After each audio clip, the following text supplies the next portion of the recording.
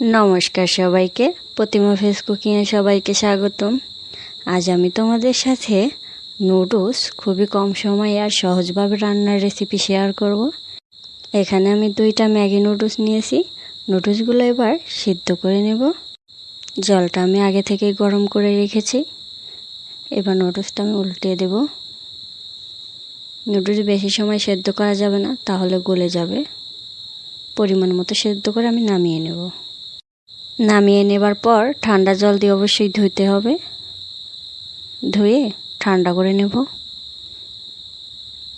এবার চুলায় প্যান বসিয়ে দিয়েছি। পরিমাণ মতো তেল দিয়ে দেব।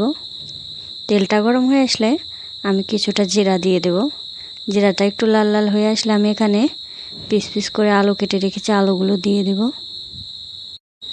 পরিমাণ মতো হলুদ, স্বাদ মতো লবণ। এবার মিশিয়ে নেব। কেটে রাখা মরিচ কুচি দিয়ে দেব। এবার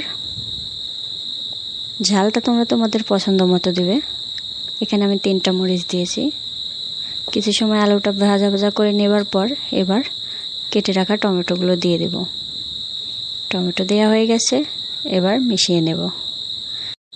এবার আমি অল্প করে জল দিয়ে দেব, যাতে করে টমেটো আর আলুটা ভালো করে সেদ্ধ হয়। তোমরা চাইলে নাও দিতে পারো। জল অনেকটাই শুকিয়ে গেছে, এবার একটু নেড়ে দেব।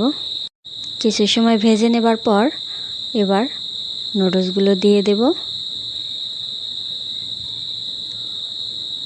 নুডলসগুলো দেওয়া হয়ে গেছে, এবার মিশিয়ে নেব।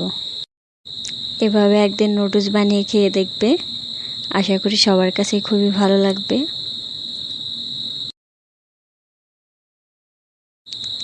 এবার ম্যাগি মশলা দিয়ে দেব। তোমরা চাইলে সসও দিতে পারো। এবার মিশিয়ে নেব। আজকের এই রেসিপিটা কেমন লাগলো অবশ্যই কমেন্ট করে জানাবে। আরও নতুন নতুন কী কী রান্নার রেসিপি দেখতে চাও সেটাও কমেন্ট করে জানাবে। সবাই ভালো থাকবে, সুস্থ থাকবে। নমস্কার।